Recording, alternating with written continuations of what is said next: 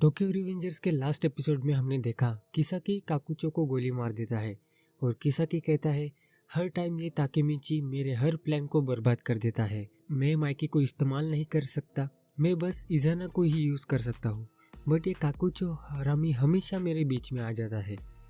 बंदूक की गोली लगने के बाद भी काकुचो किसाकी के पास दौड़ के चला जाता है।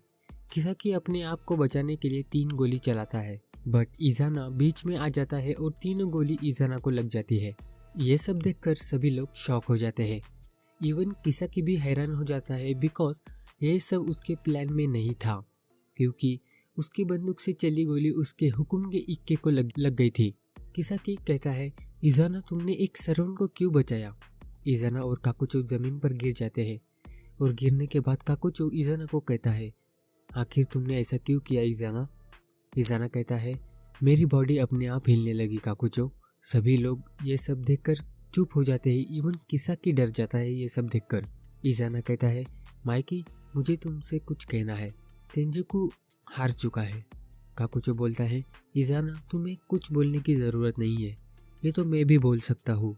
तुम एक किंग हो और तुमने एक सर्वेंट को क्यों बचाया। तुम्हें तो अपना एक राज्य बनाना था ना, आखिर ये एक ही काम तो होता है एक राजा के पास।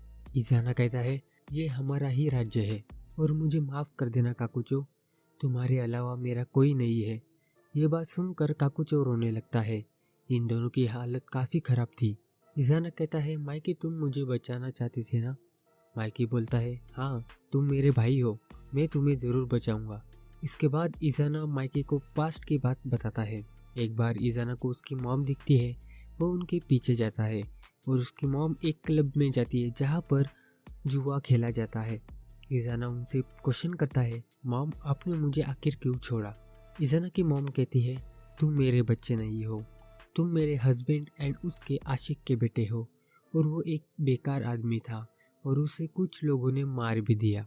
तुम किसी और के बच्चे हो और हमारा खून भी अलग है। इसके बाद इजाना थोड़े सदमे में चला जाता है और वो सुनिचिरो से मिलता है। वो सुनिचिरो से पूछता है तुम्हें ये सब पहले से पता था और तुमने मुझे बताया नहीं। सुनिचिरो कहता है इससे कोई फर्क नहीं पड़ता इजाना। इजाना सुनिचिरो को चुप रहने के लिए कहता है अगर मैं पहले से ही अकेला हूँ तो मैं अपने आप सब ठीक कर लेता। मुझे नहीं लगता था कि मेरा सब कुछ चला जाएगा, मेरी सारी खुशियाँ चली जाएंगी। फिर हमें प्रेजेंट में लाया जाता है जहाँ पर ये स्टोरी सुनकर सभी लोग चौंक जाते हैं। इजाना कहता है मैं सुनिचिरो का असली भाई नहीं हूँ, ना ही मैं इमा का भाई हूँ, मैं किसी का कुछ नहीं लगता। तो माइकी क्या तुम मुझे बचा सकते हो या फिर मुझे बचाया नहीं जा सकता। ये सब बोलते ही इजाना की डेथ हो जाती है। काकुचो इजाना को देखकर और रोने लगता है।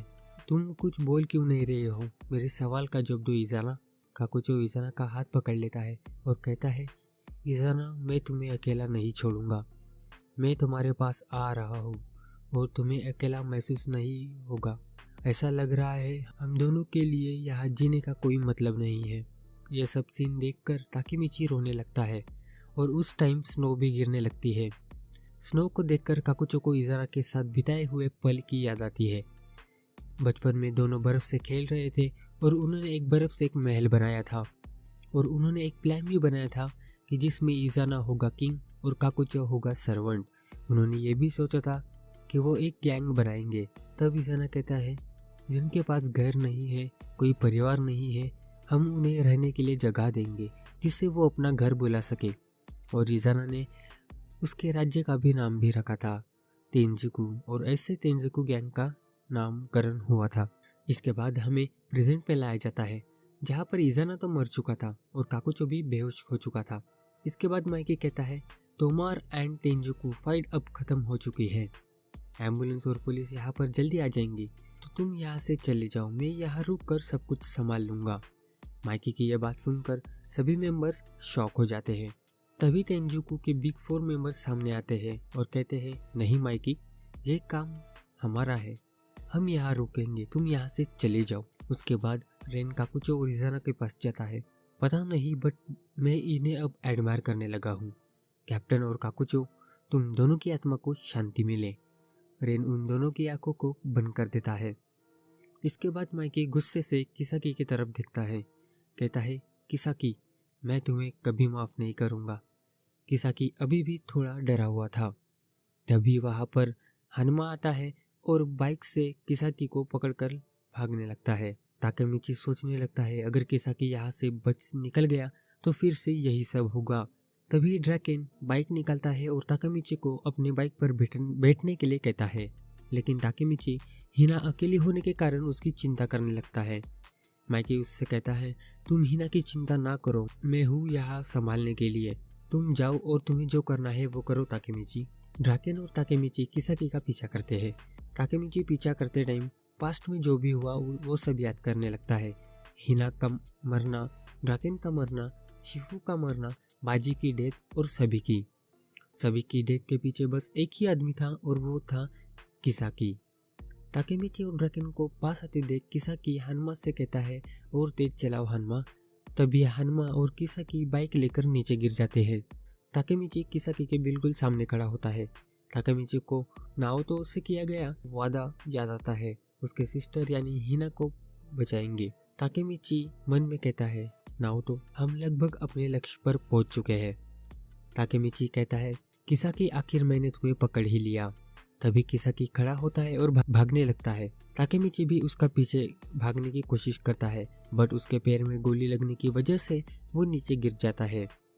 तभी ड्रैकेन ताकेमिची को अपने पीठ पर उठा लेता है और किसाकी का पीछा करता है।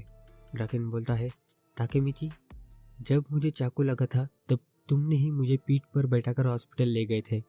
तुम जानते थे मैं मरने वाला हूँ। मुझे नहीं पता कि फ्यूचर में क्या होगा, बट मैं चाहता हूँ कि तुम अपनी जी जान से फाइट करो। तभी हनुमा ड्रैकेन के पीछे से आता है। ताकेमिची ये देख लेता है और ड्रैकेन को बता देता है। हनुमा ड्रैकेन पर अटैक करता है, बट ड्रैकेन उसे ब्लॉक कर देता है। ड्रैकेन ताकेमिची से कहता है, ताकेमिची, क्या तुम भाग सकते हो? ताकेमिची कहता है, हाँ, क्यों नहीं, जब तक मेरे पैर है मैं भागता रहूँगा। इसके बाद ताकेमिची किसाकी का पीछा करता है और ड्रैकेन हनुमा से फाइट लेता है। ताकेमिची किसाकी का पीछा करता है तब किसाकी एक गली में चला जाता है। जैसे ही ताकेमिची उस गली पर मुड़ता है, किसाकी उसके सर पर अटैक कर देता है, पर ताकेमिची को कुछ नहीं होता। ताकेमिची किसाकी को पंच करता है, जिससे किसाकी के नाक से खून निकल जाता है। इसके बाद दोनों में फाइट होती है, जिसमें एक के बाद एक पंचेस से अटैक होता है, कभी ताकेमिची कभी किसाकी। फाइट करते करते दोनों एक पार्किंग लॉट में चले जाते हैं। वो जगह देखकर ताकेमिची को कुछ जाना पहचाना लगता है। फिर इन दोनों के बीच फिर से फाइट शुरू हो जाती है। दोनों एक दूसरे को पंच मारते रहते हैं। तभी ताकेमिची किसाकी को कहता है, तुम एक कायर और डरपोक इंसान हो जो खुद तो कुछ नहीं कर पाता, बस दूसरों का यूज करता है। इसके बाद किसाकी ताकेमिची को बताता है कि कैसे उसने ड्रैकेन को मारने का प्लान बनाया और सेकंड स्पॉट हथियाने का प्लान बनाया, और वो एक डार्क हीरो बनना चाहता था। इसके बाद उन दोनों की फाइट थोड़ी देर रुक जाती है। ताकेमिची कहता है, किसाकी, तुम्हें क्या ये जगह पता है? क्या ये तुम्हें जगह याद है? इस जगह पर तुमने हिना को मारा था फ्यूचर में। ताकेमिची कहता है किसाकी से, let's settle this battle right here Kisaki. और यहाँ पे हमारा एपिसोड 12 एंड होता है। वीडियो पसंद आई तो वीडियो को लाइक करें और चैनल को सब्सक्राइब करें। तब तक के लिए सायोनारा।